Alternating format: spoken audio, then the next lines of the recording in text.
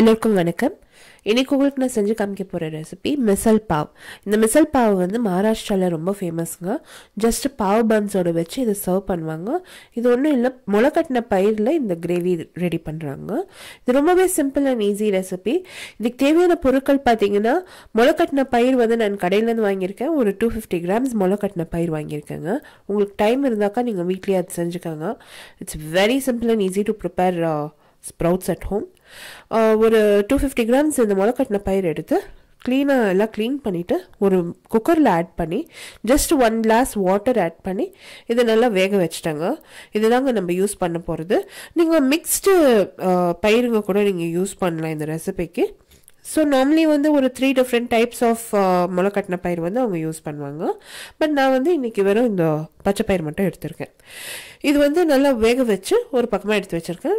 அடுத்து வந்து மசாலா பொருட்கள் பார்த்தீங்கன்னா, ஒரே ஒரு சின்ன பீஸ் நம்மளுக்கு மராட்டி மொக்கு, கொஞ்சமாக கிராம்பு, ஒரு சின்ன பீஸ் வந்து அந்த ஜாவித்ரி, பட்டை, ஒரு 10 பல் பூண்டு அண்ட் காய்ந்த மிளகாய். இந்த எத்தனையோ பொருட்கள் வந்து நம்ம சேர்த்து நம்ம மசாலா விழுது வந்து அரைக்க போகிறோம். அடுத்து வந்து மிளகாய்த்தூள், மஞ்சப்பொடி அண்ட் மல்லித்தூள் தேவைப்படும். வீட்டில் எந்த கரம் மசாலா இருந்தாலும் நீங்கள் யூஸ் பண்ணலாம். நான் தந்தூரி சிக்கன் மசாலா தான் யூஸ் பண்ணுறேன் இந்த ரெசிபிக்கு. 1 tablespoon அளவுக்கு தந்தூரி சிக்கன் மசாலா எடுத்திருக்கேன். அடுத்து வந்து 3 வெங்காயம் நல்லா அந்த பீசஸாக கட் பண்ணி மிக்சியில் சேர்த்து கொஞ்சமாக தண்ணி விட்டு அது கோர்ஸை நான் கிரைண்ட் பண்ணி வச்சுருக்கேன். தக்காளி கூட அதே மாதிரி தான் செஞ்சு வச்சுருக்கேன். பீசஸ் கட் பண்ணி மிக்சியில் ஆட் பண்ணி நல்லா கோர்ஸாக கிரைண்ட் பண்ணி எடுத்து வச்சுருக்கேன். உருளைக்கிழங்கு வந்து அரை வேக்காடு வேக வச்சு நல்லா பீசஸ் கட் பண்ணி வச்சுருக்கேன். இப்போ பார்த்தீங்கன்னா அந்த மசாலா சாமான் நல்லா ஃபஸ்ட்டு வந்து நல்லா ஃப்ரை பண்ணிட போகிறேன். 1 tablespoon எண்ணெய் விட்டு பேனில் அந்த காய்ந்த மிளகாய், பூண்டு, ஒரு சின்ன பீஸ் மராட்டி மொக்கு, ஜாவித்ரி கொஞ்சமாக, பட்டை, கிராம்பு எல்லாம் சேர்த்து நல்லா ஃபஸ்ட்டு ஃப்ரை பண்ணிட போகிறேன். லைட் பிங்க் கலர் வந்ததும் அதை நல்லா ஆற வச்சுட்டு அதுக்கு பிறகு வந்து மிக்சியில் சேர்த்து கொஞ்சமாக தண்ணி விட்டு நல்லா விழுதாக அரைச்சிக்க போகிறேன். இந்த மசாலா தாங்க நம்ம வந்து யூஸ் பண்ண போகிறோம். நீங்கள் நிறைய ரெசிபீஸில் பார்க்கலாம். நார்த் இந்தியன் ரெசிபீஸில் இந்த மாதிரி தான் அவங்க வந்து மசாலா சேர்க்குவாங்க. ஸோ ரொம்பவே டேஸ்டியாக இருக்கும். மகாராஷ்டிரன் ரெசிபீஸில், முக்கால்வாசி ரெசிபீஸில் வந்து இந்த மாதிரி தான் அவங்க மசாலா வந்து ஃப்ரை பண்ணிவிட்டு சேர்க்குவாங்க. இப்போ இந்த மாதிரி நல்லா ஃப்ரை பண்ணிட்ட பிற்பாடு இந்த விழுதை வந்து அரைச்சி நான் மிக்சியில் சேர்த்துக்க போகிறேன். சேர்த்து கொஞ்சமாக தண்ணி விட்டு விழுதை அரைச்சிருக்கேன் பாருங்கள். இப்போ இது வந்து ரெடி ஆயிடுச்சு. அடுத்து வந்து அதே சேம் பேனில் வந்து நான் அந்த பேன் வேஸ்ட் பண்ணல, ஏன்னா அதில் ஆல்ரெடி கீ இருக்குது. இன்னும் கொஞ்சமாக எண்ணெய் விட்டு ஃப்ளேமில் வந்து நான் இந்த பேனை வச்சுருக்கேன். அடுத்து வந்து இதில் அந்த ஆனியன் நான் வந்து கோர்ஸாக கிரைண்ட் பண்ணியிருக்க ஆனியன் வந்து சேர்க்க போகிறேன். சேர்த்து நல்லா ஃப்ரை பண்ணிட போகிறேன். நார்மலாக ஆல் நார்த் இந்தியன் ரெசிபீஸ் நீங்கள் பார்த்தீங்கன்னா அவங்க வந்து ஆனியன் வந்து சுத்தமாக தெரியாது கிரேவியில், அண்ட் ரொம்பவே ஒரு மாதிரி நைஸாக இருக்கும் அந்த ஆனியன்னு. ஸோ அதுக்கு தாங்க நான் வந்து ஒரு கோர்ஸாக பண்ணியிருக்கேன். நான் ஆனியன் ரொம்பவும் விழுத அரைக்கல. முக்கியமாக வந்து இந்த பன்னீர் கிரேவிஸ்க்கெல்லாம் நீங்கள் பார்த்தீங்கன்னா அந்த ஆனியனே தெரியாது. அண்ட் இந்த மாதிரி நான் வந்து சின்னதாக பொடியாக கட் பண்ணியிருக்க தொட்டு அந்த மிக்சியில் இது வந்து மெல்ட் ஆகிடும். இந்த ஆனியன் ஆல்மோஸ்ட் இந்த கிரேவி குக் ஆகிறப்போ அந்த ஆனியன் வந்து மெல்ட் ஆகிடும். லைட் பிங்க் கலர் ஆனதும் அதில் வந்து அந்த மசாலா வந்து நான் சேர்த்து இன்னும் கொஞ்சம் நேரம் ஃப்ரை பண்ண போகிறேன். அந்த ஸ்பைசஸ் எல்லாம் அந்த அரோமா ரிலீஸ் பண்ணும். ஏன்னா விழுது வந்து அரைச்சிருக்கோம் இல்லையா, அந்த ஸ்பைசஸ் எல்லாம் அந்த ஆனியனில் ஃப்ரை ஆகுறப்போ நல்லா அரோமா ரிலீஸ் பண்ணும். இப்போ அந்த ஆனியன் பாருங்கள் நல்லா வெந்துருச்சு. வந்து அது லைட் பிங்க் கலர் வந்துருக்கு. இப்போ அதில் வந்து அந்த ஸ்பைசஸ் நான் விழுது அரைச்சி வச்சுருக்கிறத சேர்த்து நல்லா ஃப்ரை பண்ண போகிறேன்.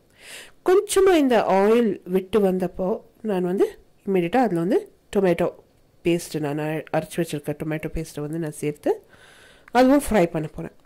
இந்த ரெசிபி ரொம்ப சிம்பிளுங்க. இந்த ரெசிபியின் டீட்டெயில் பார்த்தீங்கன்னா என்னோடய பிளாகில் இருக்குது. பிளாக் லிங்க்கு கூட வந்து நான் டிஸ்கிரிப்ஷன் பாக்ஸ் ஒரு about bar below this video post பண்ணுறேன். அட் த சேம் டைம் நான் வந்து நிறைய ரெஸ்டாரண்ட் ரிவ்யூஸ் அண்ட் நிறைய டிப்ஸ் எல்லாம் வந்து என்னோடய ஃபேஸ்புக்கில் போஸ்ட் பண்ணுறேன்.